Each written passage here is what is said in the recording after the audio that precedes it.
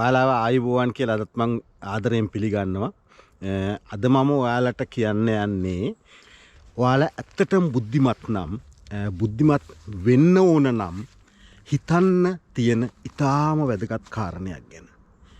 මේ කරුණ කොච්චර වැදගත්ද කියනවා නම් අද දවසේ මේ මොහොතේ අපි සියලුම දෙනා බොහෝ ක්‍රියාකාරකම් සිදු කරන්නේ මේ ගැන වැඩිදුර නොහිතා. දුරදිග නොහිතා. කියන ලෙසම පිළි අරගෙන. මම කතා කරන්නේ අපේ ඉතිහාසය ගැන. ඉතිහාසය ගැන කියලා කියන්නේ මම මේ විජය රජුරුන් ඉඳන් අද වෙනකන් ඉතිහාසය ගැන කියන්න යනව නෙවෙයි. නමුත් අපිට හිතන්න බරපතල සිද්ධියක් ඉතිහාසය සම්බන්ධයෙන් ලිඛිත ඉතිහාසය සම්බන්ධයෙන් විශේෂයෙන්ම මේ ඊයේ පෙරේද දවසක සිද්ධ වුණා.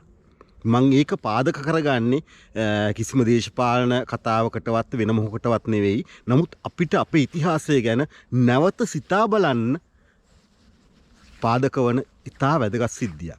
ඒ තමයි පාර්ලිමේන්තුවේ මම දැක්ක මේ දවස් කිහිපයකට කලින් පාර්ලිමේන්තු මන්ත්‍රී සරත් පොන්සේක මහත්තයා කතාවක් කරා. එතුමාගේ දේශපාලනය ගැනවත් මම මේ එතුමාගේ පක්ෂ ගැනවත් මොනවත් වරදව වටහා ගන්න එපා. මම මේ පාර්ලිමේන්තුවේ මන්ත්‍රීවරයෙක් සිදු කළ කතාවක් සම්බන්ධයෙන් පොඩි පොයින්ට් එකකින් මේ කතාව පටන් ගන්නවා විතරයි. එතුමා කිව්වා යුද්ධ සම්බන්ධයෙන් මහාවංශයේ අලුත්ම වෙළුමේ පට්ටපල් බොරු ගොඩක් ලියලා තියෙනවා කියලා. එතුමයි ඒක ඒවා මං හිතනවා ඔයාලට ඉන්ටර්නෙට් එකේ හොයාගන්න පුළුවන්. මං ඒවායි කියන්න යන්නේ නැහැ. යුද්ධේ වෙච්ච විදිහයි කරපු අයයි ගැන සමස්තය ඊටාම වැරදි සහගත තොරතුරු ලියලා තියෙනවා. එතකොට යුද්ධයට කිසිසේත්ම සම්බන්ධ නැති අයගෙන් තමයි තොරතුරු අරගෙන තියෙන්නේ. එතකොට බරපතල කතන්දරයක් මේක. මේක බරපතල කතාවක්. මොකද මේ ලියලා තියෙන්නේ නිකම් පත්තරයක ලිපියක නෙවෙයි. කඩදාසියක නෙවෙයි. මහාවංශේ. ලෝක ඉතිහාසයේ ලංකාවට විශේෂ තැනක් හිමි වෙන ප්‍රධාන සංසිද්ධියක් තමයි මේ අපේ ලිඛිත ඉතිහාසය. ඒ කියන්නේ ලෝකයේ හුඟක් රටවලට නැති නෑ කියලාම කියන්න බෑ. සමහරවිට අපිට වඩා යුරෝපයේ ඉතිහාසය එහෙම අපිට වඩා බොහොම සවිස්තරාත්මකව හැම චූටි සිද්ධියක්ම ලියවිලා තියෙනවා. දැන් විශේෂයෙන් රෝම ඉතිහාසය ඉතා තදින් ලියවිලා තියෙන ඉතිහාසයක්. දැන් ජුලියස් සීසර් කියන්නේ ක්‍රිස්තු පූර්ව කාලේ. ක්‍රිස්තු පූර්ව ජුලියස් සීසර්ලගේ ජීවිතේ හැම අංශුවක්ම ලියවිලා තියෙනවා. හැම තැනම ලියවිලා තියෙනවා. ඊට කලින් ඒවත් එහෙමයි. දැන් පොම්පේ නගරයේ විසුවේස් ගිනි කන්දෙන් පොම්පේ නගරේ වැහුනේ ක්‍රිස්තු වර්ෂ 79 දී. ඒතර ක්‍රිස්තු වර්ෂ 79 දී පොම්පේ නගරේ සිද්ධි සියලු දේවල් හරි ලස්සනට අර ප්ලීනිලා විසින් බොහොම ලියලා තියෙනවා. ඉතින් ඒවා කිසිසේත්ම කිසිම අඩුවක් නැහැ. ඒ නිසා ලෝක ඉතිහාසයේ ලියවිලා තියෙන ලංකාව විතරයි කියලා හුඟක් වෙලාට අපේ ළමයින්ගේ ඔළුවට දෙනවා. එහෙම එකක් නැහැ. ලෝකේ හුඟක් තැන්වල ඉතිහාසය ලියවිලා තියෙනවා. ඉතින් ලංකාවේ අපි ආඩම්බරයි අපේ ඉතිහාසයත් මහාවංශේ නමින් ලියවිලා තියෙන නිසා. නමුත් ගැටලුවක් තියෙනවා. බරපතල ගැටලුවක් තියෙනවා. ඒ තමයි මේ මහාවංශයේ ලියවිලා තියෙන සියල්ල සත්‍යද? සියල්ල අපි ඒ ලියලා තියෙන විදිහටම පිළිගත යුතුද? හොඳම උත්තරේ දැන් මේ පොන්සේක මහත්තයා කියපු කතාව. ඒ කියන්නේ මේ ඊයේ පෙරේද අපිට හොඳට මතකයි අපේ ජීවිත කාලේ අපේ ළමයින්ගේ ජීවිත කාලේ පවා මතකයි. මහා කාලයක් නෑ යුද්ධ ඉවර වෙලා. තාම අවුරුදු කීයද නේද? ඒ ටිකට මහාවංශේ ලියලා තියෙන්නේ පට්ටපල් බොරු නම් ඒ සම්බන්ධව. අපි කොහොමද අවුරුදු 100 ගානකට දහස් ගානකට කලින් ලියවිච්ච සියල්ල හරියට මෙහෙමයි කියලා පිළිගන්නේ? අමාරුයි නේද? තේරෙනවද මම මේ කියන දේ? මම මේ කියන දේ තේරුම් ගන්න ඔයාලට සාධක සාක්ෂි ඕනෑ තරම් අපේ ඉතිහාසයෙන් තියෙනවා. මම මේක මේ විදිහට කියන්න හේතුකුත් තියෙනවා. ඇයි මම මේක හයිලයිට් කරලා මේ වෙලාවේ වීඩියෝ එකක් කරන්න තීරණය කරේ කියලා. ඒ තමයි අපේ ඉතිහාසයේ අපිට හුරු පුරුදු අපිට උගන්වලා තියෙන නැත්නම් අපේ ඔළුවල පුරවල තියෙන හෝ පිරීලා තියෙන දේවල් අනුව තමයි අද දවසේ අපි බොහෝ ක්‍රියාකාරකම් සිද්ධ කරන්නේ. බොහෝ වැරදි සිද්ධ කරන්නේ. අදත් අපි මේ දේශපාලන වහල්ලු බවට පත් වෙලා මේ වෙනකොට ලංකාව බරපතල අගාධයකට ගිහිල්ලා ලොකු අර්බුද ගොඩකට මුහුණ දීලා ඉන්නේ එකේ මහජනතාවගේ පැත්තෙන් එක කොනක් මේ වැරදි ඉතිහාස මතිමතාන්තර තියෙනවා. නෑ කියලා කියන්න පුළුවන්ද ඔයාලට?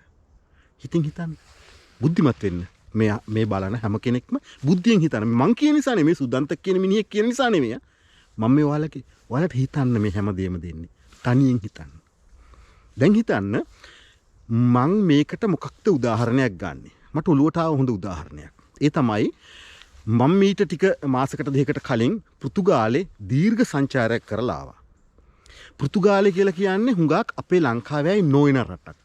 සංචාරකයන් විදිහට යම් පිරිසක් ගියත් පදිංචි වෙලා නැහැ. බොහොම සුළු ශ්‍රී ලාංකිකයන් පිරිසක් නැහැ පෘතුගාලේ පදිංචි වෙලා ඉන්නේ. පෘතුගාලයට පදිංචියට යන්න හරි රැකියාවකට යන්න හරි නැත්තම් වෙන දෙයක් වෙනුවෙන් හරි පෘතුගාලය ගැන හිතන ප්‍රමාණයත් හරි අඩුයි.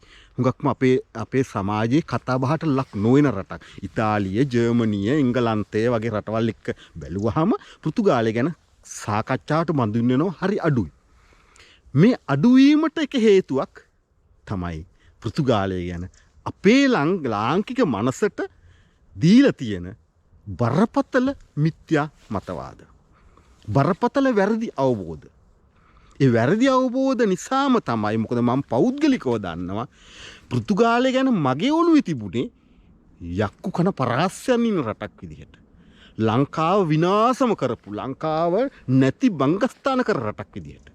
ලංකාවේ අද මේ තියෙන සමස්ත අර්බුදවල එක්තරා ආරම්භකයෙක් පෘතුගාලය විදිහට තමයි මගේ පෞද්ගලිකව ඔළුවේ තිබුණේ. මම පෘතුගාලයට යන්න කලිනුත් මම දන්නවා ඒක එහෙම නෙවෙයි කියලා. නමුත් පෘතුගාලයට ප්‍රායෝගිකවම ගිහිල්ලා පෘතුගාලය ලංකාවෙන් ගෙනහිල්ලා තියෙන්නේ මොනවද?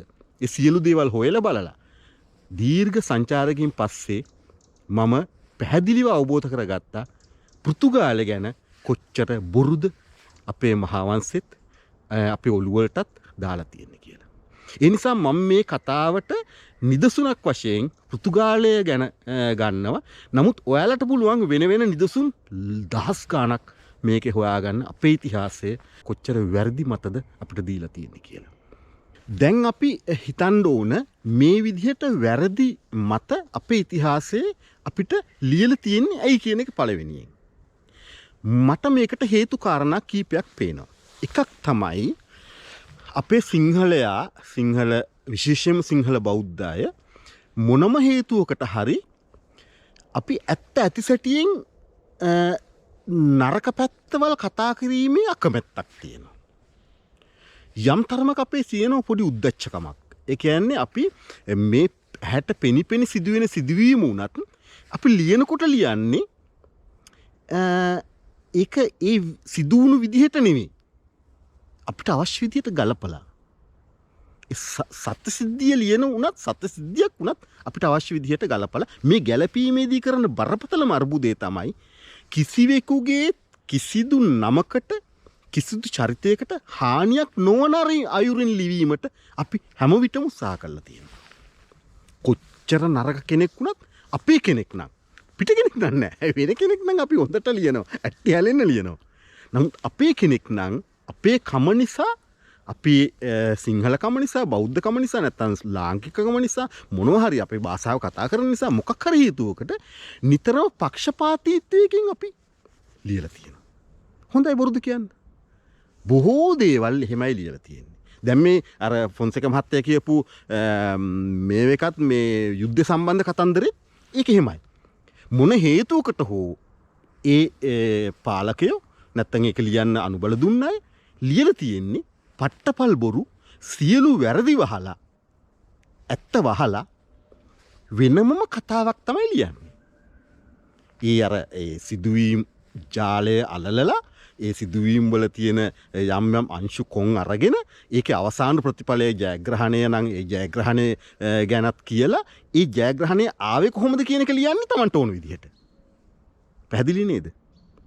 ඉතින් ඒ විදිහට මම දැන් පෘතුගාලය ගැන උදාහරණ ගත්තොත් එහෙම පෘතුගාලේ අපි දැනන් හිටියේ පෘතුගීසි ලංකාව ආක්‍රමණය කරලා ලංකාවේ පන්සල් සේරම විනාශ කරලා බොහොම නරක විදිහට මිනිස්සු මරලා ස්ත්‍රී දූෂණය කරලා එතකොට ලංකාවට බරපතල පීඩනයක් පටවලා නරකම දේවල් කර පාලකයෝ කොටසක් විදිහට. ඒ කියන්නේ යටත් විජිත පාලකයෝ කොටසක් විදිහට.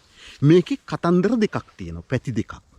එක පැත්තක් තමයි ක්‍රිස්තු වර්ෂ 16 වෙනි සියවසේ නැත්නම් 1500 ඉඳලා පටන් ගත්ත කොටසේ ඒක තමයි සාමාන්‍ය ලෝක යටත් විජිතකරණයේ ආරම්භක වකවානුව. තේරුණා නේද? එතකොට ඒ ආරම්භක වකවානුවේ යටත් විජිතකරණය කියන එක කොහොමත් කුරිරු එකක්. ඒ කියන්නේ නොදියුණු නූගත් නැත්තම් ගෝත්‍රික සමාජවලට ගිහිල්ලා දියුණුවයි සම්මත ඒ කාලෙත් යුරෝපයේ දියුණුවයි සම්මත මිනිස්සු හිටියේ. ඒ ඇත්තටම යම් දියුණුවක් තිබුණා. ඒගොල්ලන් ලෝකේ සංචාර කරන්න පුළුවන්කම තිබුණා. නැව් හදාගෙන ලෝකෙ වටේ කිලෝමීටර් දහස් ගණන් සතැම්ම දහස් ගණන් සංචාරයේ දීලා ඒ යම් රටවල් යම් ප්‍රදේශ ආක්‍රමණය කරන්න අල්ලගන්න බලය තිබුණා. ඉතින් ඒ ලොකු බලයක්. ඉතින් වෙනකොටත් මොකද ඊටත් බොහෝ කාලයකට කලින් ක්‍රිස්තු වර්ෂ 16 වෙනි සියවස කියලා කියන්නේ මේ ක්‍රිස්තු පූර්ව කාලින්දලාම යුරෝපයේ ඉතා දියුණුයි. රෝම අධිරාජ්‍ය ගැන හිතන්න ඉතාම දියුණුයි. බ්‍රිතාන්‍ය ගැන හිතන්න ඉතාම දියුණුයි. එතකොට ඒ නිසා ඒ දියුණුව නිසා ඒගොල්ලන්ට ඒක පුළුවන්කම තිබ්බා. ඒක මේ අපේ රටවල් වලට ඇවිල්ලා අපෙන් අරගත්ත දියුණුවක් නෙවෙයි. වරදල වටහා ගන්න එපා. හරිද? ඉතින් ඒ නිසා ඒගොල්ලන්ගේ ඒ දියුණුවත් එක්ක ඒගොල්ලෝ අපිව දැක්කේ ගෝත්‍රිකයෝ විදිහට. හුඟක් වෙලාවට. ඉතින් ඒ නිසා එයාලා ඇවිල්ලා අපේ රටවල් විශේෂයෙන් දකුණු ඇමරිකාවට එහෙම බරපතල විදිහට හානි සිද්ධ කරා ස්පාඤ්ඤ සහ පෘතුගීසි අය ගිහිල්ලා. ජන සංහාර කරා බරපතල ජන සංහාර. අපේ ලංකාවේ මේ වගේ දේවල් පොඩ්ඩක් සිද්ධ වුණේ නැහැ. යම් යුද්ධවලදී යම් දේවල්වලදී සිදුවෙච්ච සරල සිදුවීම් ලෝකේ අනිත් රටවල් එක ගත්තාම සරල සිදුවීම් හැර ලොකු ජන සංහාර සිද්ධ වුණේ නැහැ. නමුත් වෙන රටවල් වල ජන සංහාර සිද්ධ කරා. බටහිර අය ගිහිල්ලා යුරෝපියන්ලා ගිහිල්ලා. එතකොට නමුත් අපි මොන හේතුවකට හෝ මේ සියලු දෙනාගේ නරක පැතිම තමයි හයිලයිට් කරලා තියෙන්නේ. නමුත් මම පොයින්ට් එකක් දෙන්නම් ඔයාලට. ඇත්තටම මේ අය අපිට නරකම විතරද කරලා තියෙන්නේ කියන එක. හොඳට හිතන්න. පැහැදිලිව හිතන්න. මේක මම කිව්වට පස්සේ ඔයාලට ඇස් ඇරෙයි. දෙයියනේ අපි මෙච්චර කාලයක් මේක ගැන හිතුවේ නෑනේ කියලා. මොකක්ද? ඔයාලා දැන් නිකමට හිතන්න වැඩි ලොකුවට ගැඹුරට හිතන්න ඕනේ නැහැ. නිකම් මේ මහාවංශ පෙරලගෙන හිතන්න ඕනේ නැහැ. සරලව හිතන්න පෘතුගීසි ආභාෂය පෘතුගීසීන්ගේ ජන ජීවිතයේ නැත්නම් පෘතුගීසීන්ගෙන් අපිට මොනතරම් දේවල් අපේ ජීවිතයට මේනකොටත් ලැබිලා තියෙනවද? උදාහරණයක් අපේ වාසගම් ෆර්නාන්දු සිල්වා පෙරේරා ෆොන්සේකා අල්මේදා කොස්තා ලිවේරා එතකොට අල්ෆොන්සෝ ඌ වගේ මම නොකිවි තව ගොඩක් තියෙනවා. නොකිවිච්ච ගැන තරහ වෙන්න එපා කවුරුත්. ඒ නම් කියවුන් නැත්නම් ඒ සියලුම වාසගම් අද ලංකාවේ ක්‍රිස්තියානි අය විතරක් නෙවෙයි සිංහල බෞද්ධ අය අතරේ මොන තරම් ඒ වාසගම් තියන අය ඉන්නවද? හිතන්න කොච්චර ගොඩක් ඉන්නවද කියලා. ඒ වාසගම් තියෙන කොච්චර ගොඩක් ඉන්නවද නේද? එතකොට ඒ වාසගම් පෘතුගීසි අපිට බලෙන් බලහත්කාරයෙන් දුන්න කියලා හිතනවද? කොහොමද පෘතුගීසි වාසගම් අපිට ආවේ? සරලම කතාව තමයි අපි පෘතුගීසි එක්කලා බොහොම සුහදව ජීවත් වෙලා තියෙනවා. බොහොම කියන්නේ ඒගොල්ලෝ අපේ ජන සමාජයට හරි තදින් මිශ්‍ර වෙලා ඉඳලා තියෙනවා. අවුරුදු 150ක් කිට්ටුවට පෘතුගීසි ලංකාවේ හිටියා. සාමාන්‍යයෙන් අවුරුදු 150ක් කියලා කියන්නේ දැන් මෙහෙම කිව්වහමත් එකපාරට ඔයාලට ඔලුවට එන්නේ නැහැ. මේ හැමදේම මං හරි සරලව පැහැදිලි කරලා දෙන්නේ එකපාරට ඔයාලා නොහිතන නිසා. මොකද අපේ සමාජයේ තියෙන බරපතලම වරදක් තමයි තනියෙන් තර්කානුකූලව හිතන්නේ නැති එක. අපි තර්ක බුද්ධිය හරි පැත්තකටම කරලා තියෙන જાතියක්. කවුරු හෝ කියන දේම විතරක්. ඒ කියන්නේ මේ හොර දේශපාලු තක්කණිට හැමදාම රැවටෙන්නේ. අවුරුදු 5කට කලින් කියපු දේ ඒ තේමාවම ඒ මාතෘකාවම කියලා ආයි 5කට පස්සේ අපෙන් ඡන්ද ඉල්ලනවා. අපි ආයෙත් දෙනවා. ඇයි? අපි තර්ක බුද්ධියෙන් හිතන්නේම නැති જાතියක්. මම දන්නේ ලෝකේ සියලු જાති අතරින් අපේ දුර්වලකම් තමයි මම මේ කියන්නේ. දුර්වලකම් හදාගන්න ආදරේ නිසා. දැන් තාත්තා කෙනෙක් දරුවෙකුට ආදරයටනේ උපදේශයක් දෙන්නේ නේද? පුතේ මේක වැරදි ඔයා කරනවා. මේ වරද හදාගන්න කියලා කියන්නේ. එහෙම කිව්ව යුතුයිනේ. ඉතින් ඒ වගේ දැන් අපේ හුඟක් අය මට කියනවා මේ ඔයා වැරදිම විතරයිනේ කියන්නේ කියලා. දෙයි හාමුදුරනේ වැරදි කියන්නේ වැරදි හදාගන්න. මට ඕනකමක් නෑ අපිව ඔයාලා මුරුන් ගත්තේ තියන්න. අපි විසින් අපිව මුරුන් ගත්තේ තබා ගැනීම තමයි අපි මේ සියලු බර අර්බුද වලට අවුල. අපි විසින් කරලා තියෙන්නේම නැත්නම් අපේ නායකයෝද අපේ නෑදෑයෝද අපේ හැමෝම කරන්නේම දැනටත් YouTube එක ගැහුවත් අපේ හුඟ දෙනෙක් කරන්නේ අපි උඹරුන් ගත්තේ තියෙන එක. නේද? ඒ කියන්නේ views වැඩි කරගන්න හරි බැනුම් අහන්න නැතුව හොඳ හරියනම් හරි හොඳයි කියලා අහන්න හරි පුළුවන් තරම් කරන්න බුරුන් ගත්තේ තියෙන එකනේ. පුළුවන් තරම් කරන්න රවටන එකනේ. අපිට රැවටෙනවා. දිගටම රැවටෙනවා. ඉතින් මං කියන්න ගියේ පෘතුගීසීන් අපේ සමාජයට කොච්චර සමීප වෙලා අපිත් එක්ක එකතු වෙලා හිටියද කියන මුල්ම සාධකයක් ඒගොල්ලෝ ඒ කියන විදිහේ භයානක ජරා මිනිස්සු නෙවෙයි කියන එක මුල්ම සාධකයක් අපේ පෘතුගීසි ලංකාවට ආපු පළවෙනි ලියවිල්ලෙම තියෙනවා. ඒ තමයි මෙහෙම අමුතු ජන වර්ගයක් අමුතු මිනිස්සු පිරිසක් ලංකාවට කොළඹට ඇවිල්ලා තියෙනවා කියන පණිවිඩේ. එතකොට නුවර රජකර වීර පරාක්‍රම බහු රජුරවන්ට පණිවිඩේ යනකොට ඒ පණිවිඩේ ගිය විදිහේ එක තැනක තියෙන හරි ලස්සන කතාවක්.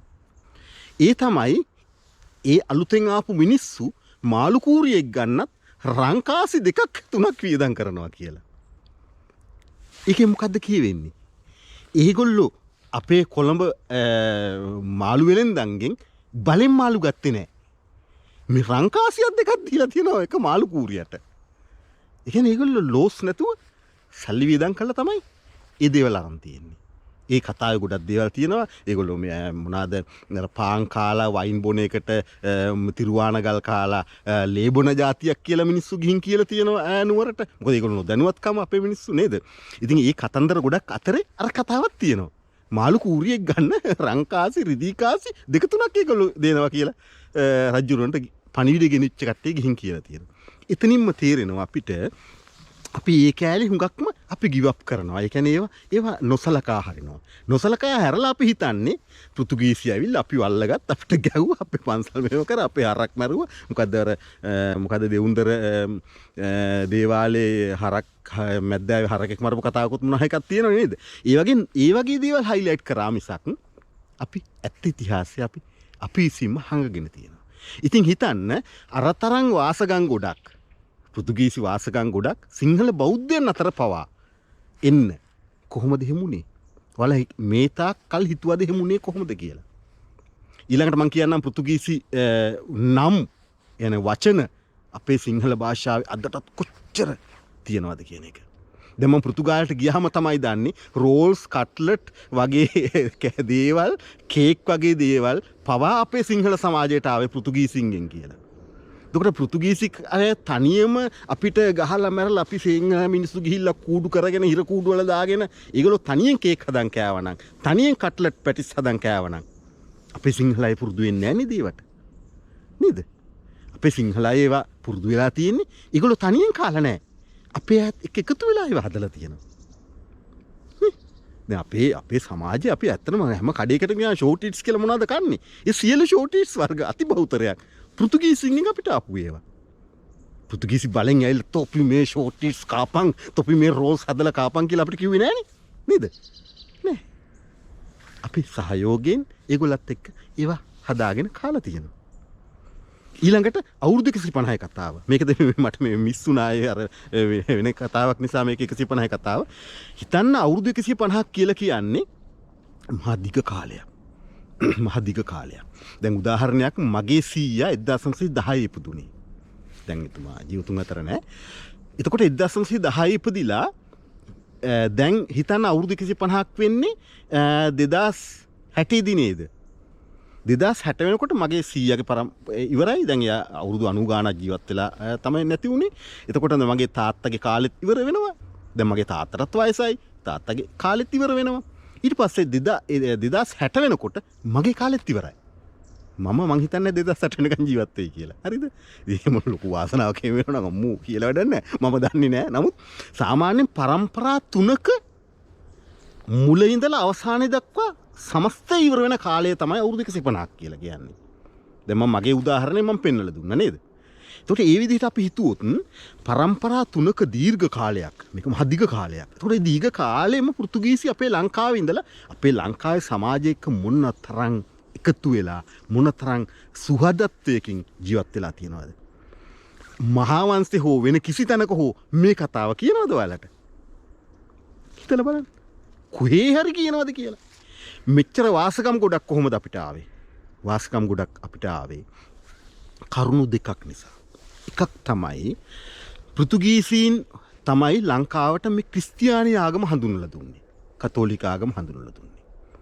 එතකොට පෘතුගීසීන් 1505 ගාල්ලට ඇවිල්ලා අවුරුදු 8ක් 10ක් ගිහිල්ලා තමයි කොළඹට ගියේ. එතකොට ඒ වෙනකොට කොළඹ හිටියේ අතිබහුතරයක් ඉන්දියාවෙන් ආපු මුස්ලිම් ව්‍යාපාරිකයෝ. ඒ වෙනකොට කොළඹ කියලා කියන්නේ මුස්ලිම් නගරයක්. හරිද? අපි මේ කතා කරන්න බය වෙන්න ඕනේ නැහැ. මේ ඇත්ත සිටින් කතා කරන්න අපි කිසිදාක බය වෙන්න එපා. එතකොට පෘතුගීසි ආපු නිසා තමයි මුස්ලිම් ආධිපත්‍යය කොළඹ නැති වුණේ. හරිද? ඉතින් එහෙම නැති වෙලා හුඟක් වෙලාට අපේ නුවර රජුරුව තමයි හුඟක්ම මේ පෘතුගීසින්ගේ අඩන්තේට්ටන් වලට කොළඹ හිටපු මුස්ලිම් අය ලක් වෙන නිසා ඒගොල්ලන් නැගෙනහිර පළාතට යව්වේ අපේ නුවර රජුරුව. මොකද අපේ රජතුමා තාම සුහදශීලීව දෙගොල්ල එක්කම වැඩ කරලා තියෙනවා. අපි කාටවත් හානි කර જાතියක් නෙවෙයි. අපි මිනිස්සුන්ට හානි කරාට වඩා හුඟක් වෙලාට සුහදත්වයේ අත තමයි දික් කරේ.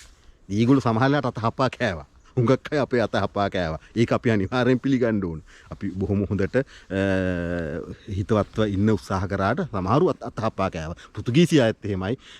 මුස්ලිම් නැත්තම් ඔය දෙමළ සමහර අයත් එහෙමයි. අපේ අත හපා කාපු අවස්ථාවල ඕන තරම් තියෙන අපි අවංකව ඇත්ත පිළිගත්තොත් නේද?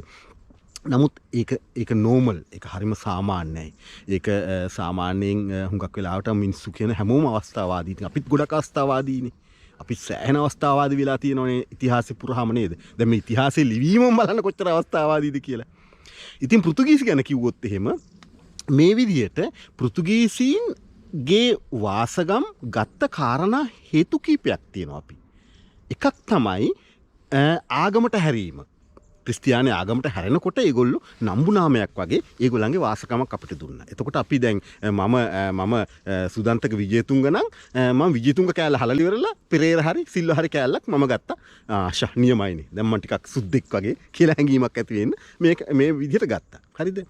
ඊළඟ කාරණේ තමයි සමහර අය මේ මොකක්වත්ම නැතුව තමන්ගේ කුලය නිසා හුඟක් අපේ ලංකාවේ අදටත් බලන්න පත්තරවල දැන්වීම් දානවා මේ වාසගමෙන් හුඟක් අපේ කුලේ මන්න ක්‍රමයක් තියෙනවා. හුඟක්ම කුලය මේ අඩු කුලේ කියලා කතන්දරයක් හදාගෙන ඒ වාසගමෙන් කියන මේ සර්නෙම් මේ කියනකොට මේ කුලේ මෙහෙම ඒක හරි නරක වැඩක්. හරි නරක වැඩක්. ඉතින් ඒකෙන් බරපතල විදියට පීඩා විඳ අපේ සමාජයේ. ඒතර ඒ පීඩා විඳීමේ ප්‍රතිඵලයක් ලෙස ඒ පීඩාවන්ගෙන් ගැලවීමේ ප්‍රතිඵලයක් ලෙසත් හුඟක් අය පෘතුගීසි වාසකම් තමන්ගේ නමට ඇඳගත්තා. හරිද? ඒ මම කියපු වාසකම්. එතකොට ඒගොල්ලෝ අර එකපාරට සර්නේම් එකෙන් කුලේ පේන එක නැති වුණා. ඉතින් ඒක එක හේතුවක්. ඊළඟ එක තමයි පෘතුගීසි අය හුඟක් දුරටම ආවේ පිරිමි. හරිද?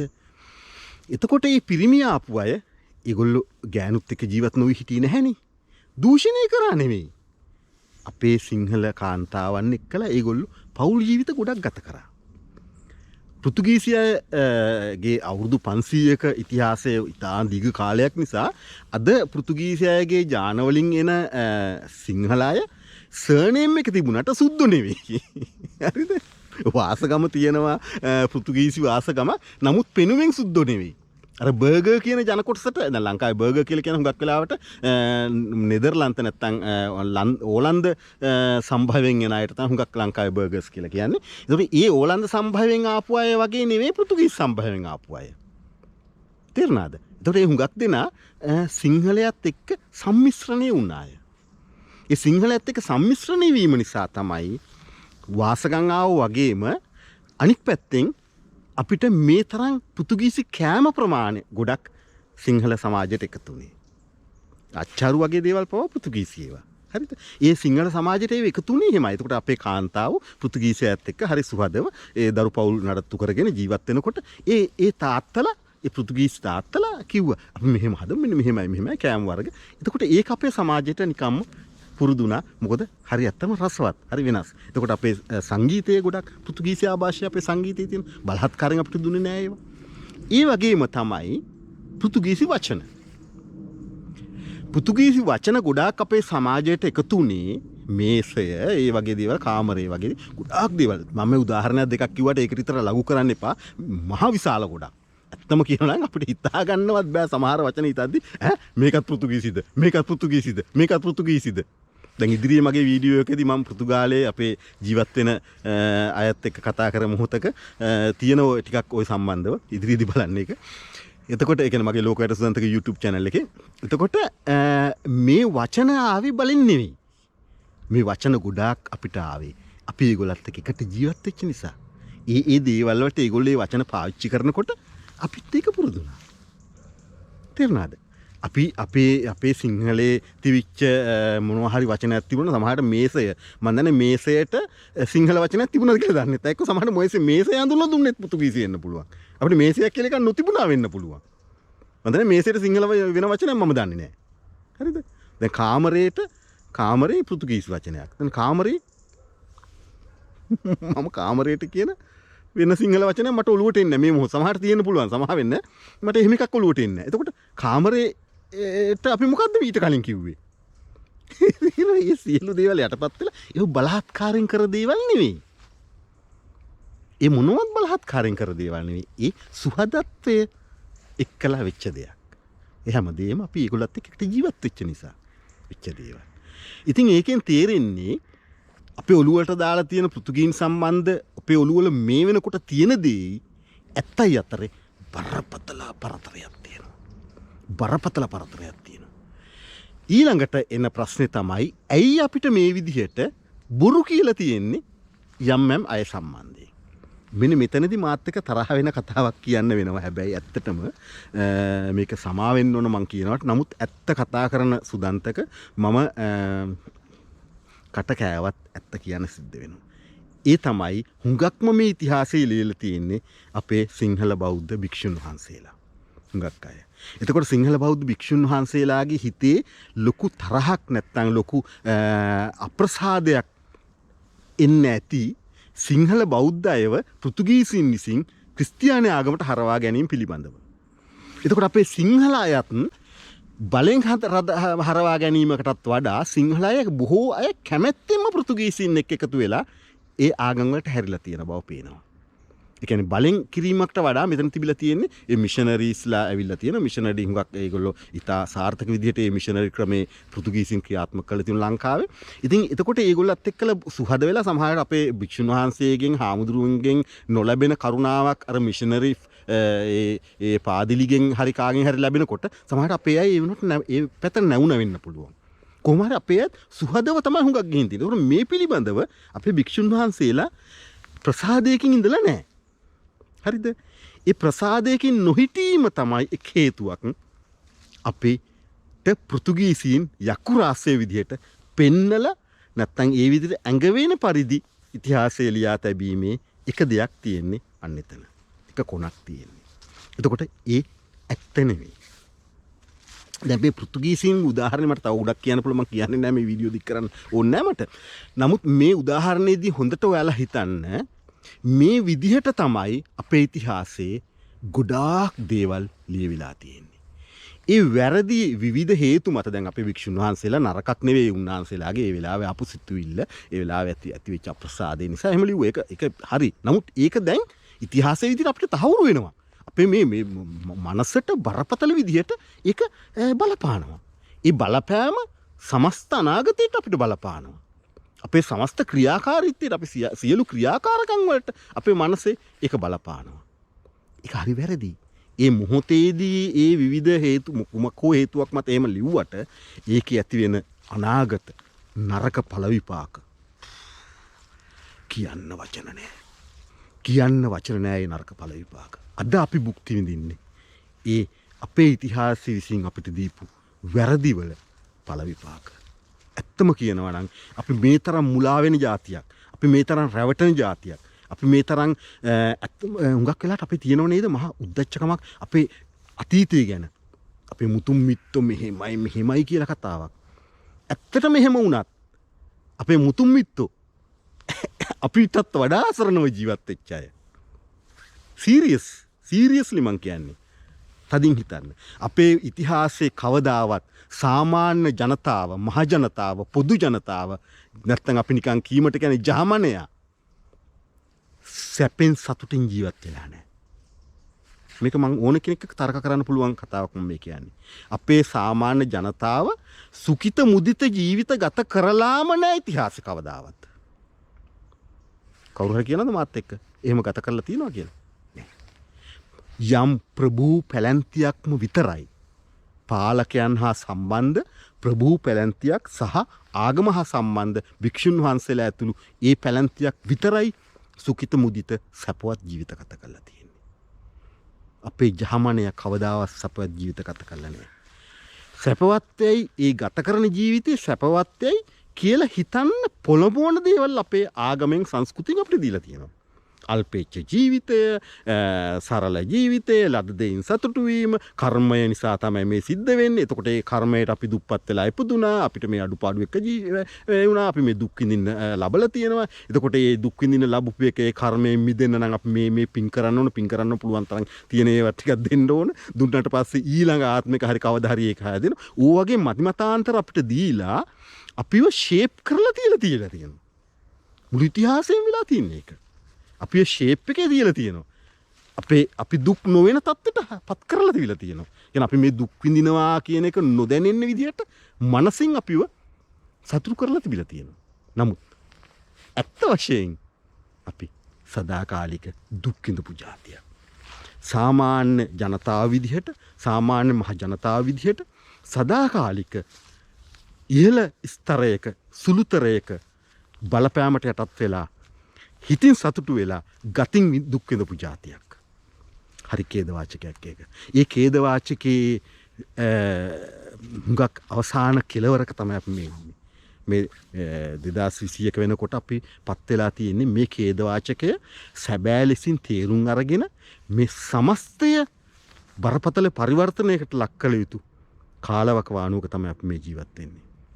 එහෙමනම් මම මේ ඉතිහාසයේ කොටසක් ඔයාලට කිව්වේ ඉතිහාසය ගැන මින් පස්සේ කියන්නා කෙසේ කීවත් අසන්නා සහ පිළිගන්නා සිහි බුද්ධියෙන් අහන්න කියලා තේරුම් කළ දෙන්න. ඉදිරියේදී මම ඉතිහාසය සම්බන්ධව තවත් බරපතල කතාවක් ඔයාලට තේරුම් කළ දෙන්නම්. මෙච්චර කාලයක් අපි කොච්චර වැරදි මතයක හිටියද කියලා මීටත් වඩා ලොකු දෙයක් තියෙනවා. මම ඉදිරියේදී තවත් වීඩියෝ එකකින් ඒක තේරුම් කළ දෙන්නම්. ආයිබෝවන්.